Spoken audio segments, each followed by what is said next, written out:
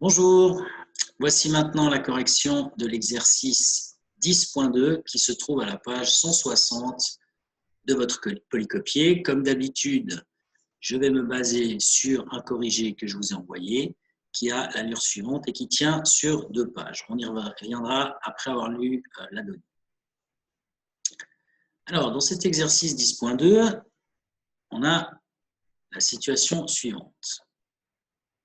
On imagine une petite planète, celle du Petit Prince, par exemple. Le Petit Prince, c'est le héros du roman Le Petit Prince de Saint-Exupéry, qui donc, je ne me rappelle plus exactement l'histoire, mais donc se posait sur une petite planète, où il rêvait qu'il arrivait sur une toute petite planète. Enfin bref.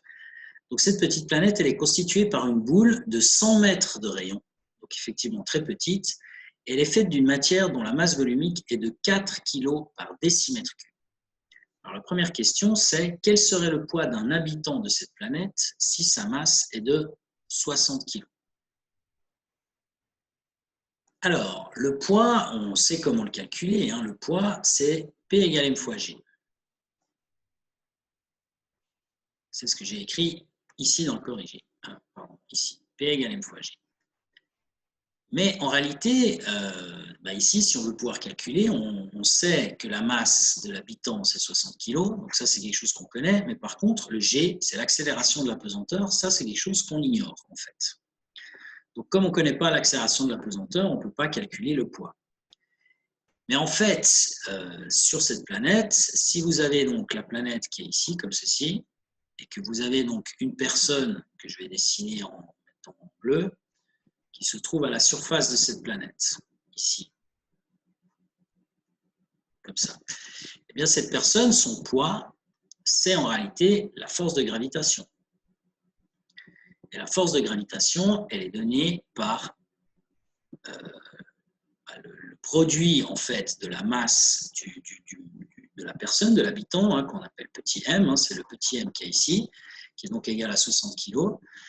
Ceci multiplié par les caractéristiques, enfin, la masse d'abord de la planète, grand M, et puis le tout divisé par la distance qui sépare les deux protagonistes, qui doit être prise au carré. Alors cette distance, c'est cette distance-là, en fait. Alors, une personne, c'est à peu près une taille de entre 1,80 m, 1,80 m, disons 2 mètres. Et si le rayon de cette planète est de 100 mètres, eh bien, on peut tout à fait considérer que si une personne elle fait 2 mètres de haut, son nombril il est à peu près, on va dire, environ 1 mètre de hauteur, eh bien, si le rayon de la planète est de 100 mètres, on peut considérer que la distance entre les deux centres de gravité de la personne et de la planète, c'est en fait le rayon de la planète, c'est ce rayon R, que j'ai d'ailleurs mal écrit ici. Ça ne ressemble pas tellement à R ici. Voilà, le rayon de la planète. Donc la force de gravitation, ce F, la force de gravitation F ici, on peut la calculer grâce à cette formule, qui est la loi en fait de la gravitation. Ce que j'ai un petit peu fait de différent ici, c'est que j'ai utilisé la lettre R majuscule pour le rayon de la planète, alors que justement dans la formule, c'est un R minuscule. Donc on va être cohérent, le R minuscule, on le retrouve ici. On peut calculer cette force de gravitation en utilisant la masse de la personne et la masse de la planète ainsi que son rayon. Et cette force de gravitation, eh bien, à cet endroit-là, comme la personne est à la surface de la planète, c'est la même chose que le poids. Donc, on a le poids qu'on cherche, en fait, c'est la force de gravitation. Donc maintenant, M, là-dedans, c'est quelque chose qu'on connaît, c'est les 60 kg. Ça, c'est connu. Le rayon de la planète, c'est 100 mètres. Donc ça, c'est quelque chose qu'on connaît aussi. Mais par contre, ce qu'on ignore, c'est la masse de la planète. Alors, la masse de la planète, on peut la calculer. Comment on fait? Eh bien, on sait que cette masse de la planète, elle est reliée au volume de la planète par la masse volumique, en fait. Du coup, en retournant cette formule, en faisant fois V, en fait, eh bien, on trouve que la masse de la planète peut être exprimée comme étant ρ fois V. Alors, V, c'est quoi? C'est le volume de la planète. Et le volume, une planète, c'est considéré comme une boule, c'est marqué dans la donnée. Donc, si c'est une boule, c'est le volume d'une sphère, 4 tiers de pi r cube, ou encore une fois, R, c'est les 100 mètres, c'est le rayon qu'on avait ici. Hein, c'est le rayon de la planète. 4 tiers de pi r cube. Donc maintenant, quand on met cette donnée, cette expression du volume 4 tiers pi r cube, qu'on le multiplie par la masse volumique, ρ, c'est la formule qu'il y a ici, eh bien, on obtient une expression pour justement la masse de la planète. Donc l'idée maintenant, c'est de prendre cette expression et de la substituer là-dedans, de manière à calculer la force de gravitation et donc, puisque c'est la même chose, le poids de la personne, le poids de la personne qui est à la surface de cette planète. Donc, le poids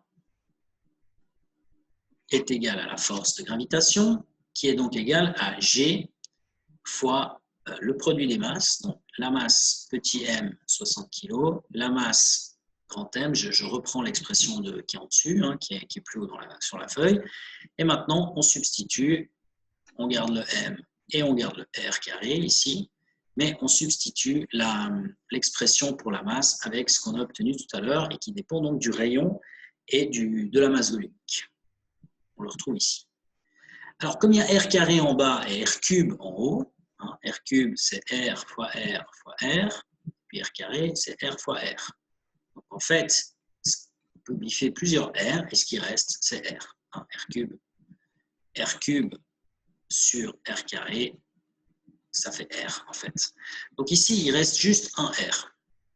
Et donc, on retrouve l'expression ici. Hein. Alors, on a les 4 tiers qui sont ici, le G qui est ici, la masse de la personne en bleu qui est ici, la masse volumique, je vais la faire, je ne sais plus quoi utiliser comme couleur, je vais utiliser du rouge, hein. La masse volumique ρ qui est là, et puis le rayon ici, sans oublier bien entendu le pi qu'il y avait ici, qu'on met là. Donc là-dedans, on a 3 paramètres en fait, hein, la masse de la personne qui vaut 60 kg,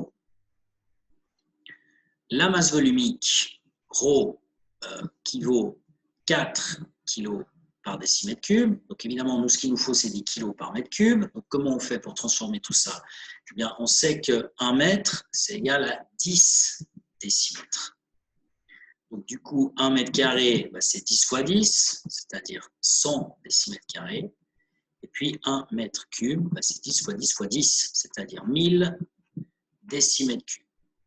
Donc s'il y a 4 kg pour chaque décimètre cube, vu qu'il y a 1000 décimètres cubes dans un mètre cube, bah, il faut multiplier par 1000 pour obtenir le nombre de kilos par mètre cube, c'est-à-dire 4000 kilos par mètre cube. Donc ce 4000, eh bien, il est ici dans la formule. Et puis on finit par le rayon qui devrait être en vert en fait. Hein, je ne sais pas pourquoi je l'ai gardé en rouge. Et ce rayon vaut 100 mètres. Donc, ensuite, on multiplie par les constantes, hein, 4 tiers, 6,67 fois 10 moins 11 pour le G, en fait, et puis, bien entendu, pi. Donc, quand on fait ce calcul, on trouve à la fin un poids de 6,705 fois 10 puissance moins 3 newtons. Donc, évidemment, c'est très faible hein, comme poids, hein, c'est très léger, mais c'est normal. Donc, la planète étant petite, elle a donc une accélération de la pesanteur qui est très petite. Accélération de la pesanteur qu'on va devoir donc calculer pour la deuxième partie. En effet, si vous lisez la question B, eh bien, la question B, qui est à cheval en réalité sur 2 pages, hein, donc je vais tâcher de la mettre, voir les deux en fait, ouais, il y a juste un mot.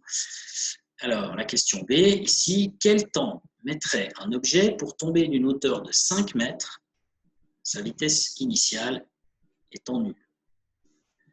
On imagine qu'on lâche un objet depuis une hauteur de 5 mètres sur cette planète, et donc cet objet, il va tomber, on imagine en chute libre, il n'y a aucune notion de frottement là-dedans. Donc on va appliquer les lois de la chute libre.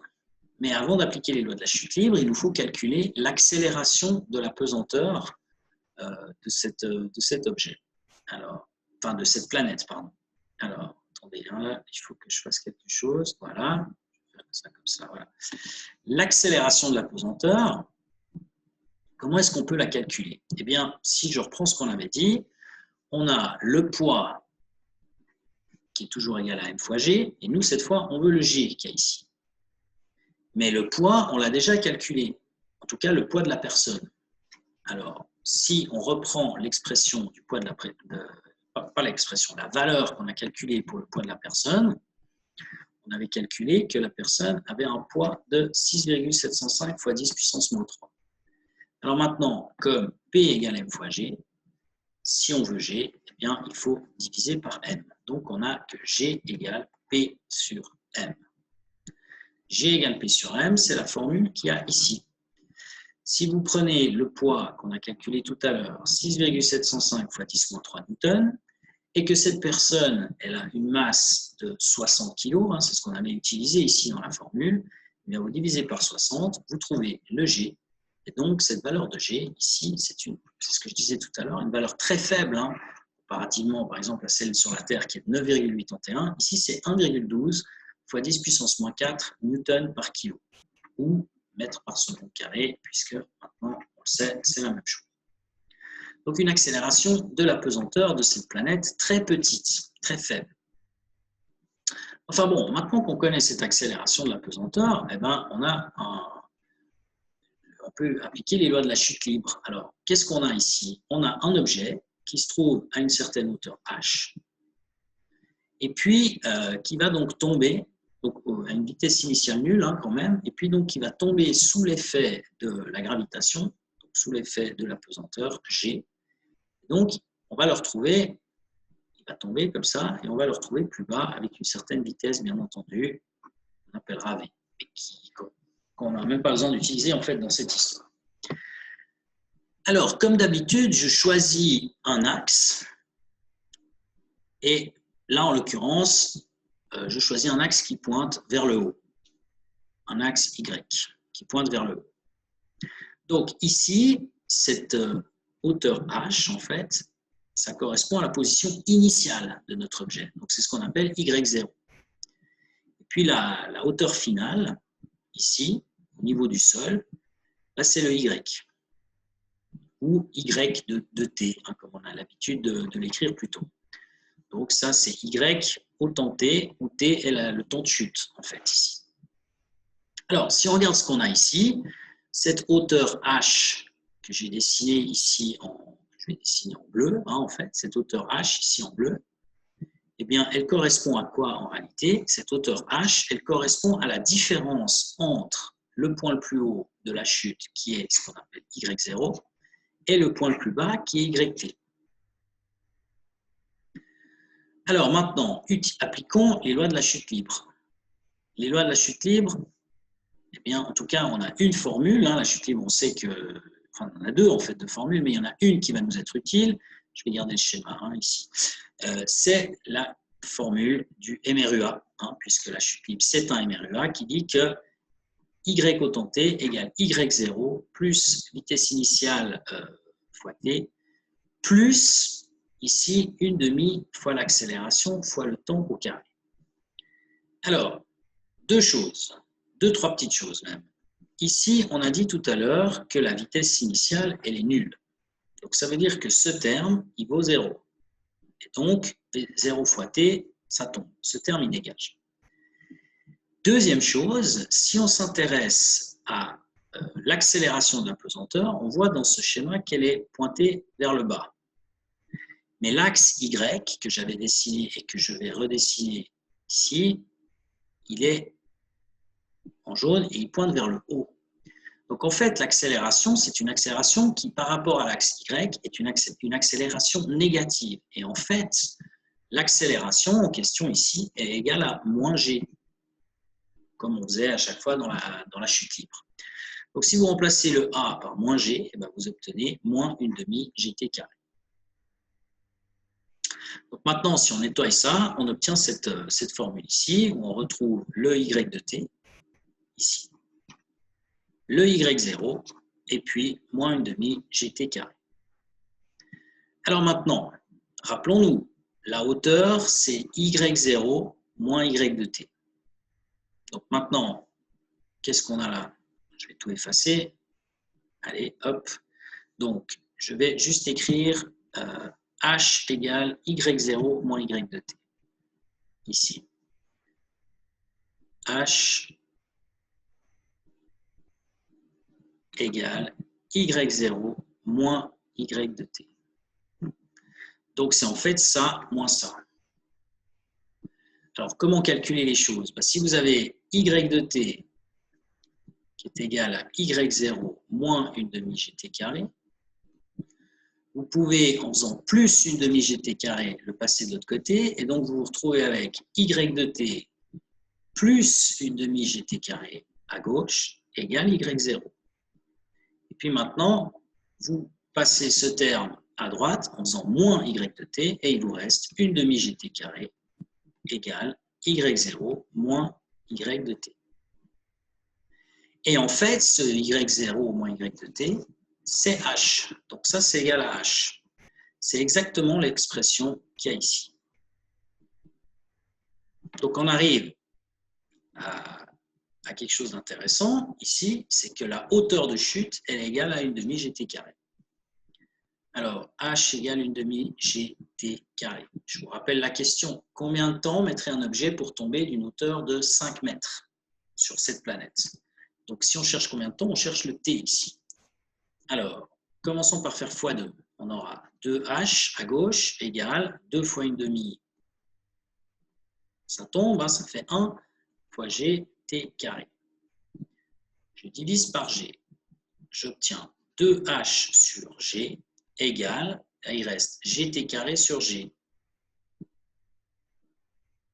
Donc les g se simplifient et donc ça fait t carré. Et finalement, je prends la racine du tout et donc j'obtiens que t égale racine de 2h sur g. Alors, h, c'est les 5 mètres de chute. Puis le g, eh bien, on prend la valeur qu'on a calculée tout à l'heure, c'est-à-dire 1,12 fois 10-4 mètres par seconde au carré. Je peux vite vous montrer, elle se trouve ici. C'est le calcul qu'on a fait au début de la partie B. Alors, on arrive au bout là. Voilà, que celle-ci, peut-être même comme ça, voilà.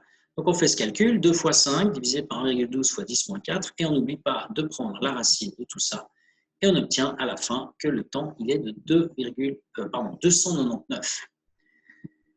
Alors, comme on a des mètres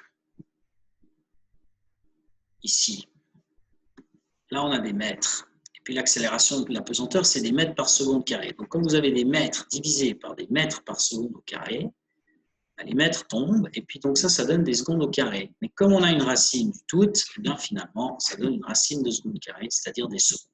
Donc la réponse, c'est 299 secondes.